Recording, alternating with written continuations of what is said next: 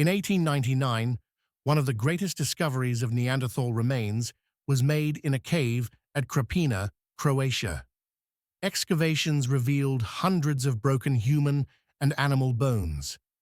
Many of the human remains bore strange cut marks and fractures, sparking debate about their origin. Were these signs of violence, ritual, or even cannibalism? For decades, the mystery lingered. Jill Cook, an archaeologist and deputy keeper of prehistory at the British Museum, revisited the Krapina site with modern forensic methods. Her goal was to re-evaluate the evidence and test theories about Neanderthal life, death, and behavior. Early excavator Dragutin Gorjanović Kramberger had concluded in 1899 that Neanderthals practiced cannibalism, an idea still controversial today. His excavations unearthed nearly 900 skeletal fragments, possibly representing up to 80 individuals, all broken and scattered, suggesting something unusual. To understand whether these marks were evidence of cannibalism or something else, Cook examined the bones alongside experts. Anthropologist David Freyer highlighted that Neanderthals were not primitive brutes, but skilled toolmakers, hunters, and complex thinkers. Yet cut marks resembling those left during animal butchery did appear on human bones. Some skulls showed incisions where muscles and tongues might have been removed, and long bones were cracked open, possibly for marrow or brain tissue, important sources of nutrition. Still, contradictions arose. Certain marks appeared in areas with no flesh, ruling out food processing. Other bones showed healed injuries, indicating Neanderthals cared for their sick and injured, hardly the behavior of violent, savage cannibals. These conflicting clues suggested a more complex picture. Neanderthals may have practiced rituals involving the dead. Cut marks could have been part of symbolic or spiritual acts, perhaps even rituals of respect, with some flesh consumed as part of a communal ceremony rather than for sustenance. High-powered digital microscopes provided new insights. Some scratches once thought to be natural erosion were revealed as deliberate cut marks, especially on the skull of a young female. These incisions, made where no flesh existed, pointed to ritual rather than consumption.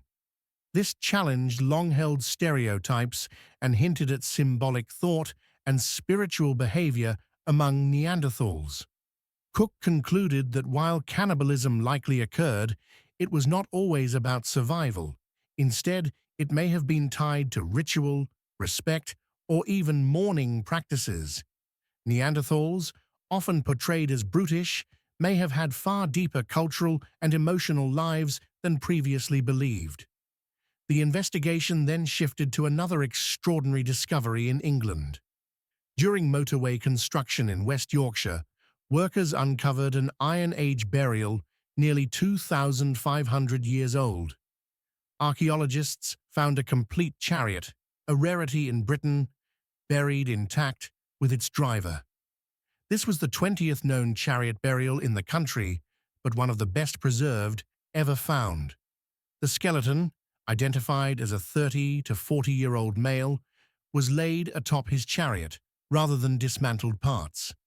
Radiocarbon dating placed his life around 300 BC.